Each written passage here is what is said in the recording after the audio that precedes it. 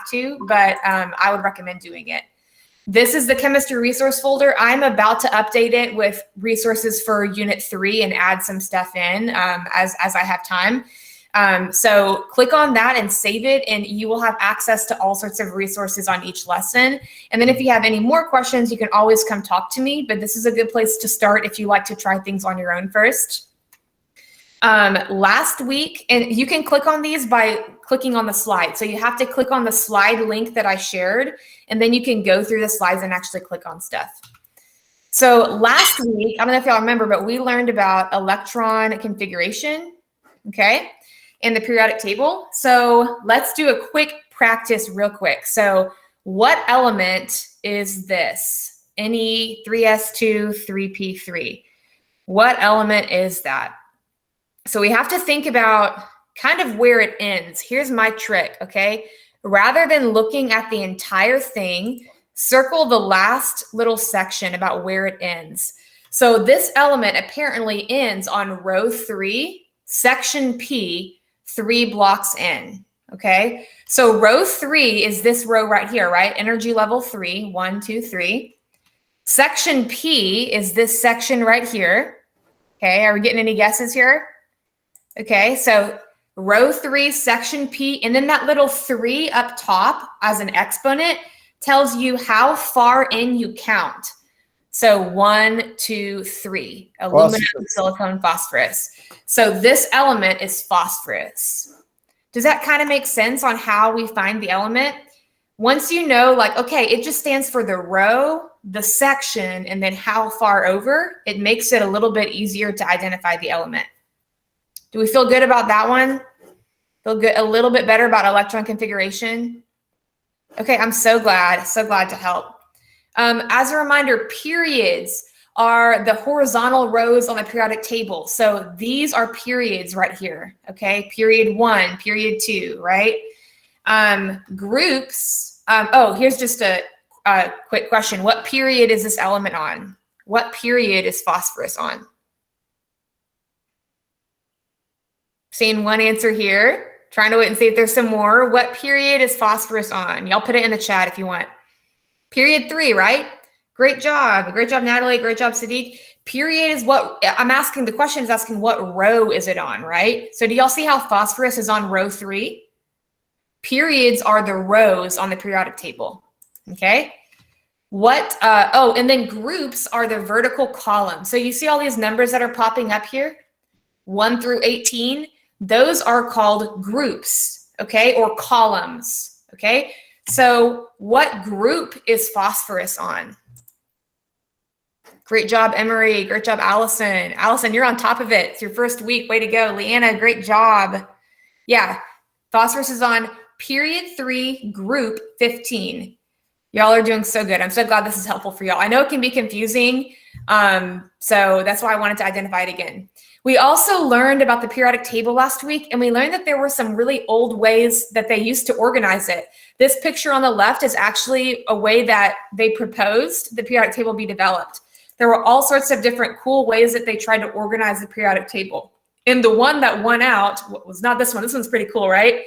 This one is not the periodic table that we use, right? The one that went out is the one that you saw on the previous slides, is like the standard rectangle of a periodic table, right? But there were a lot of theories on how should we organize the periodic table.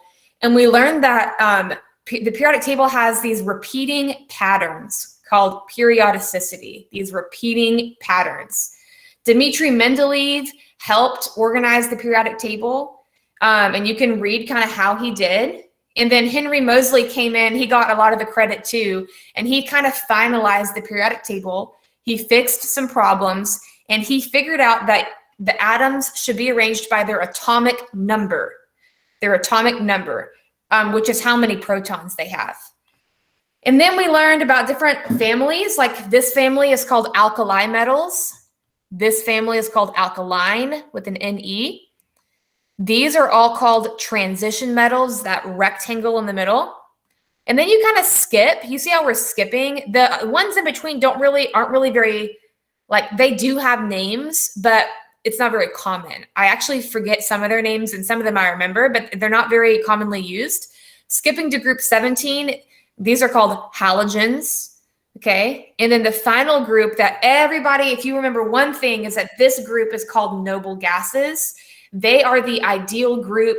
Every element wants to be like a noble gas. It's like noble or royalty, right? So the noble gases are like the best group on the periodic table. Every element wishes that they could be a noble gas.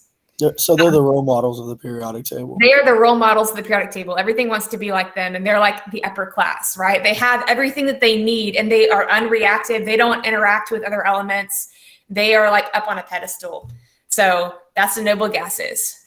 So that's what we learned last week. And this week, we're going to learn about periodic trends, about these cool patterns that happen on the periodic table. Okay. So when you look at a periodic table, we'll see there are different trends that happen. Periodic trends are based on 3 guiding principles. Do y'all like my little picture? I drew this for y'all, so I hope that y'all like it. This is a little atom right here. It's got 2 protons and 2 electrons, and the electrons are orbiting around the nucleus. Okay. Why do electrons orbit around a nucleus? Like why are they not just like going and flying off? Why are they spinning around the nucleus? Probably gravity or a force pulling them in. A force? Okay, so what do y'all think? The pull? The pull of what? Y'all are close. I mean. Why? Why are they circling the nucleus? Why would they do that? Okay, William, everybody look at William's comment there. He's on the right track. Their charge, okay? Why do you think the charge makes them attracted to each other? What do we know about that? Okay, electrons are negative. Electrons are negative, right? And protons are positive. Because like with magnets, yes, positives attract negatives, yes, and the other way around. That's exactly it. So the first guiding principle is that protons attract electrons, right? That's why electrons orbit the nucleus. So it's like an electromagnetic field. It's like a force. It actually, when you get into the atom, it's actually more physics based. It's like these forces that are pulling on one another. And there actually are all sorts of physics that you can do and calculations you can do about that. But the first thing you should know just at a basic level is that protons in the nucleus attract electrons. The second rule is that electrons repel other electrons, like opposites attract and like charges repel. So electrons do not want to be close to one another. They're going to try to spread out if possible. So that's the second guiding principle. Okay. And then the last one is very important too. Okay. Atoms will tend toward the lowest energy state possible for that particular situation. So atoms want to have a low energy state. So if you think about like you and me, you would rather like be on the couch than you would probably rather like go run around the block, right? Everybody wants to be in like a low energy state if it were up to like our bodies, right? We just want to chill. And atoms are the same way. They want to have low energy. And the way that they have low energy is by having a full shell. So the world works the way that it does on a macro level because of this. And if this were not true, everything about our world would be completely different, okay? So as an example, let's look at sodium right here. Do you see this outer ring? How many electrons are on this outer ring for sodium? Natalie says 1. Do y'all see that there is 1 electron there? Okay. Okay. Atoms don't like to have just 1 on their outer shell. Typically, a shell can fit 8. So sodium is not happy right now because right now it has 7 extra spaces. It only has 1 electron there, right? Now let's look at chlorine. Can y'all count the outer electrons of chlorine here? How many electrons does it have in the outer shell? 7. 7. And it can fit 8. So chlorine needs 1 more electron to be happy. So guess what chlorine is going to do? What is chlorine going to do here? Any guesses? Let's say that sodium and chlorine are like hanging out. They like meet up, okay? What is chlorine going to do? It only needs 1 more electron. Okay, they're going to merge. Close. Okay, we're on the right track here. I made a little animation again, so let's look at what happens here. Is this oh, here we go. Look what happens. Okay, sodium gives away an electron and chlorine accepts it. Now they're both happy because now look, sodium now has a full shell because it gave away that outer one. And so now the inner one is full, right? And chlorine is also happy because it is also full. So all atoms are going to try to have a full shell. At the end of the day now, they both have a full shell. Does that kind of make sense? And this is sodium chloride, so table salt. This is exactly what table salt is at an atomic level, and they live happily ever after. It's the greatest love story, okay? So hopefully that kind of makes sense about periodic trends there. So now we're actually going to talk about a few main trends, okay? The first trend is atomic radius. When you think of the word radius, what do you guys think of? Anything that y'all think of when you think of the word radius? A circle. Okay, yep. I think of the word circle for sure. Around. Remember, okay, so remember like the word radius and the word circumference in math? So circumference is like the distance around. The radius, great job, William. Yeah, great job, Wesley. Radius is like the halfway distance, right? So atomic radius is kind of like how big the atom is. It's how long the radius, how long that distance is from the halfway point, right, to the outer shell. So you can see atoms have different sizes. They have varying sizes. Some of them are really big, some of them are really small. And we can measure them, actually, like legitimately measure them, like in nanometers or picometers. We can measure them at a really small level. So I want y'all to tell me what you notice about this picture. What do you notice between hydrogen, lithium, and sodium? There could be quite a few things that y'all notice here.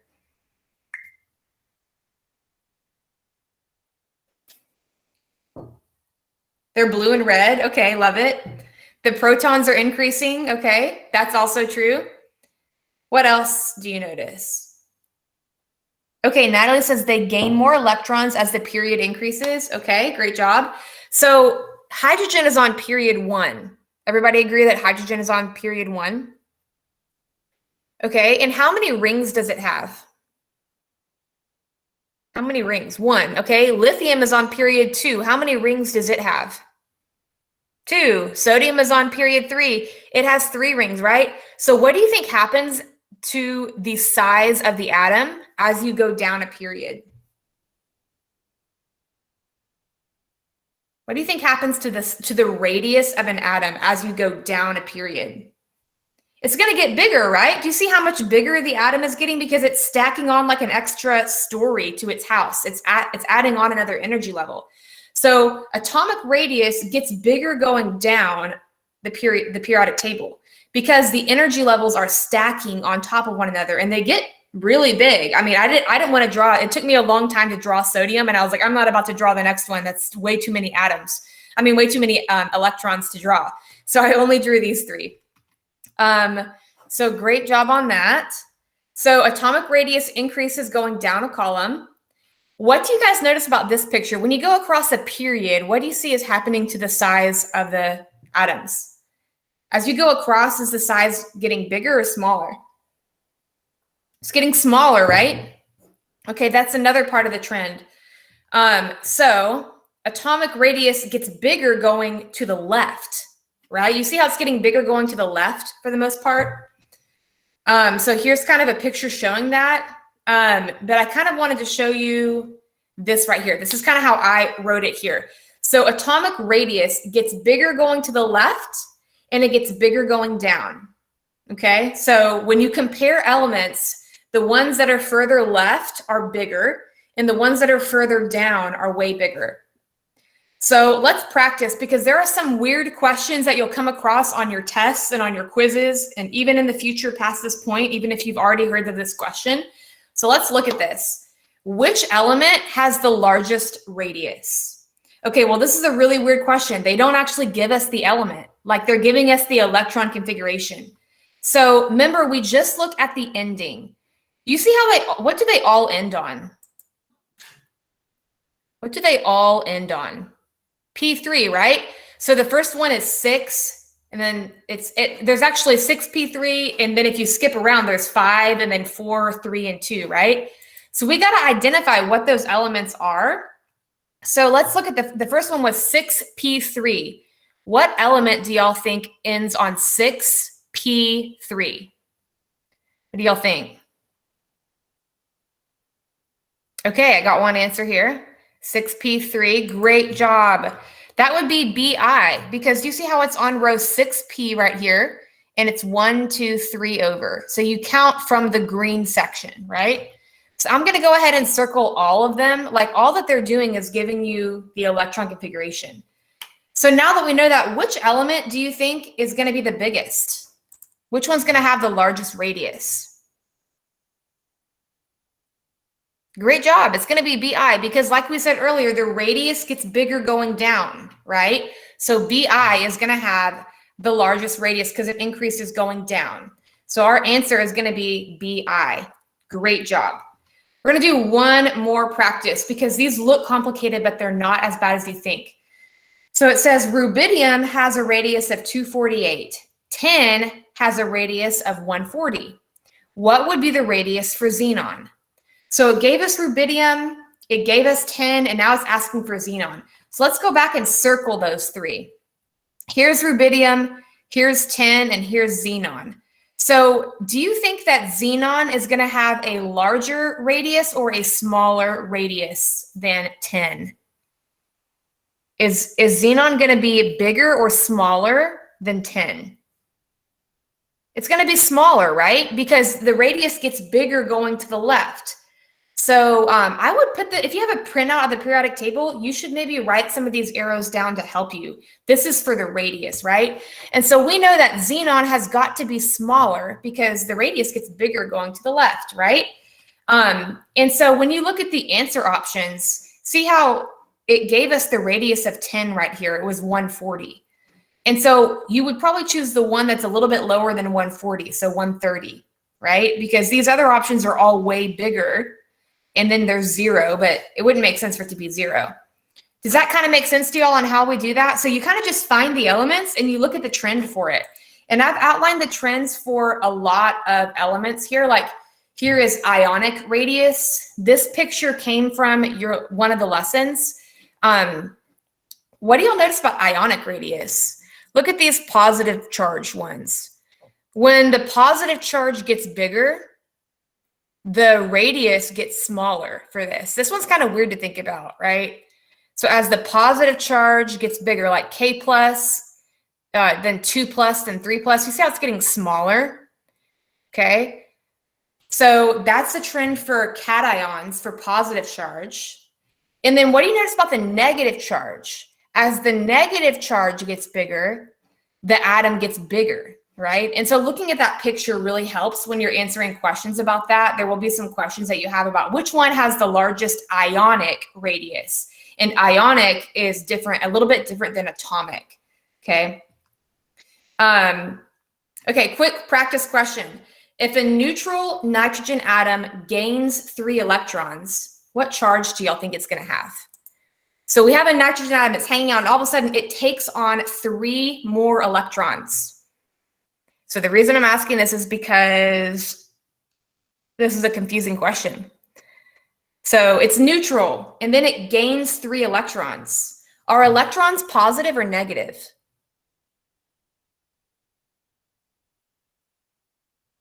Electrons are negative. So if I gain 3 points of negativity, am I going to become positive or negative? Right? It's opposite of what you think. Normally, if you like are earning something, you think positive, like I'm gaining it, right? I'm gaining something positive.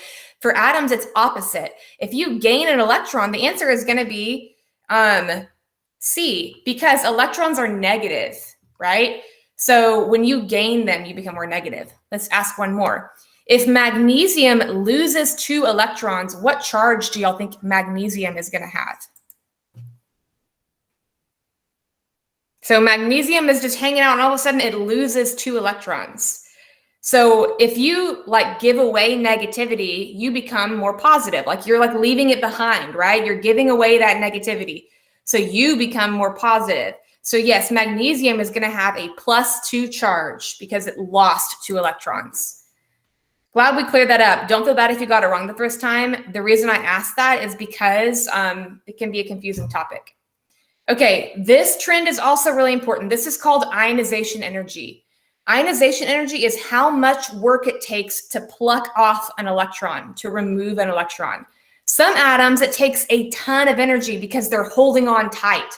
And some atoms are like, I don't care about that electron, you can have it.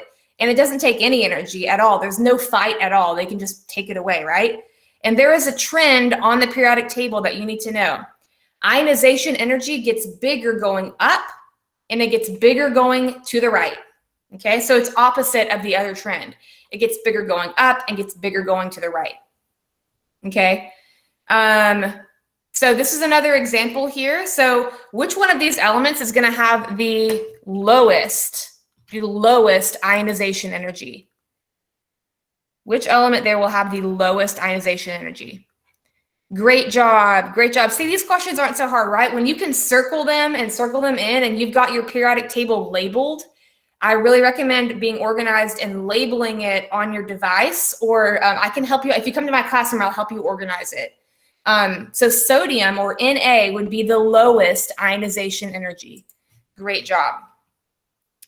Okay, we're going to skip this one. Electron affinity is kind of the same thing as ionization energy, except not. It's basically how much energy is let go of when an atom gains an electron. It also increases going up and increases going to the right. Okay, so I'm not going to talk about that one for very long. And then the last trend that's really important is electronegativity. Okay, and it also increases going up and to the right, except that it does not include noble gases. So the noble gases have like a 0 for electronegativity. Everything else increases going up and increases going to the right. So please save this, because the questions are kind of confusing if you don't have a picture to see how the trend works. And I would really recommend adding this to your periodic table. Other than that, it's 11:30. I don't want to take up your time anymore. Y'all are good to go, but I hope this was a little bit helpful for you guys. And I can't wait to keep on doing the bracket with y'all later. If y'all have any questions about anything, like if you have a question about a lesson, just hang out and I will be happy to help y'all out. Have a nice day, guys. It was so good to see y'all.